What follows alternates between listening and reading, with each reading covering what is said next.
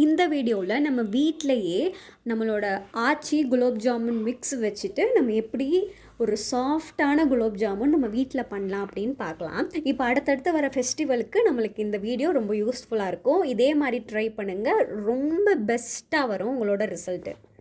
அந்த குலோப் ஜாமுன் மிக்ஸில் இருக்க பவுடரை வந்து நம்ம ஒரு கிண்ணத்தில் ட்ரான்ஸ்ஃபர் பண்ணிவிட்டு நல்லா காய்ச்சி ஆற வச்ச பாலை கொஞ்சம் கொஞ்சமாக நம்ம ஆட் பண்ண போகிறோம். ஏன்னா அது நம்ம ஊற்ற நம்ம அதை பிசைய தான் அந்த சாஃப்ட்னஸும் வரும், அந்த பால் வந்து நல்லா உள்ளே இறங்கவும் செய்யும். ஒரேடியாக ஊற்றிட்டு கிண்டும் போது எக்ஸஸாகவும் போகலாம், இல்லை கம்மியாகவும் ஆகலாம்.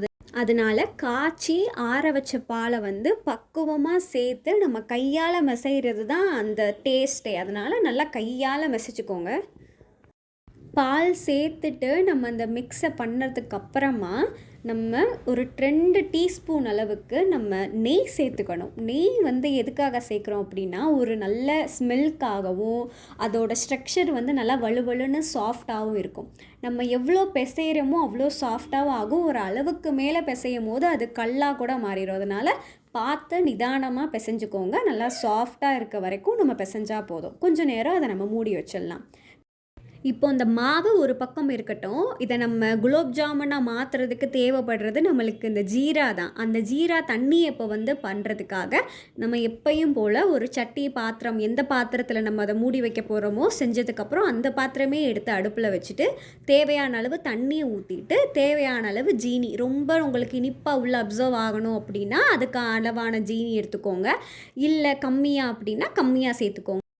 நீங்கள் ஜீனியோட அளவு வந்து கம்மியாக சேர்த்திங்க அப்படின்னா அது வந்து குலோப் ஜாமுனுக்குள்ளே வந்து இறங்காது. இதே கூட சேர்த்திங்க அப்படின்னா உள்ளே அதோட எசன்ஸ் போகிறதுக்கு நிறையா வாய்ப்பு இருக்குது. இனிப்பும் நம்மளுக்கு கூட கொடுக்கும். அதனால் இதோட வாசனைக்காக ஏலக்காவை சேர்த்துக்கோங்க.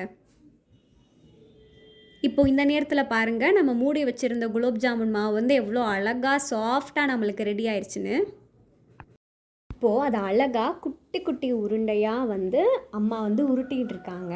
ஏன்னா நம்ம பெரிய பெரிய உருண்டையாக நம்ம உருட்டும் போது அதை நம்ம ஊற வைக்கும் போது அது இன்னும் கொஞ்சம் பெரிய சைஸாக மாறும். இப்போ நம்ம குட்டியாக உருட்டணுன்னா அழகாக நம்ம கடையில் கிடைக்கிற மாதிரி நம்ம பவுலில் கிளாஸில் போட்டு சாப்பிட அழகாக இருக்கும். அதனால் உங்களுக்கு பிடிச்ச ஷேப்பில் வந்து உருட்டிக்கோங்க. கோதுமை பால்ஸ் எல்லாமே நம்ம உருட்டி வச்சதுக்கப்புறமா கோல்டு வின்னர் வந்து நாங்கள் ஊற்றிருக்கோம். அது நல்லா எண்ணெய் காஞ்சோடனே எல்லா பால்ஸையும் உள்ளே போட்டு நல்லா வறுத்து எடுத்துக்கணும். நல்லா ப்ரௌனிஷ் கலரில், அதாவது ரொம்ப தீஞ்சும் போகாமல் பாதியாகவும் இல்லாமல் எடுக்கும் போது தான் அந்த கலர் வந்து ஜீராவில் ஊறும் போது நம்மளுக்கு அந்த ப்ரௌனிஷ் கோல்டு கலர் வந்து கிடைக்கும். ஸோ இந்த பதத்தில் எடுத்துக்கோங்க. இது வெறும் வாயில் சாப்பிடவே அவ்வளோ சுவையாக இருக்கும். ஏன்னா அதில் இருக்க அந்த அந்த சுகர் டேஸ்ட்டு, அப்புறம் மில்க் சேர்த்துருக்கோம், நெய் போட்டிருக்கோம், அவ்வளோ ருசியாக இருக்கும். அதுலேயே சிலதெல்லாம் காலியாகவும் ஆயிரும்.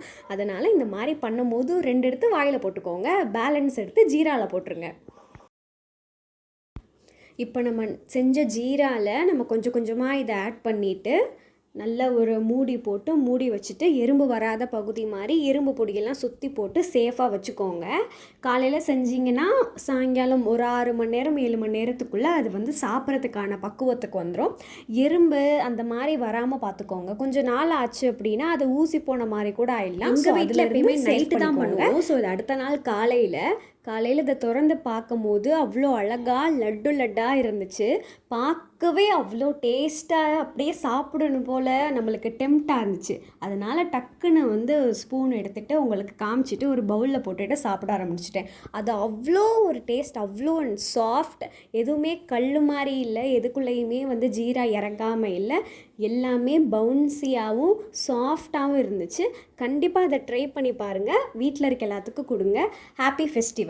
இனிமேல் வர நியூ இயருக்காகவும் இப்போ வரப்போகிற கிறிஸ்மஸ்க்காகவும். தேங்க்யூ.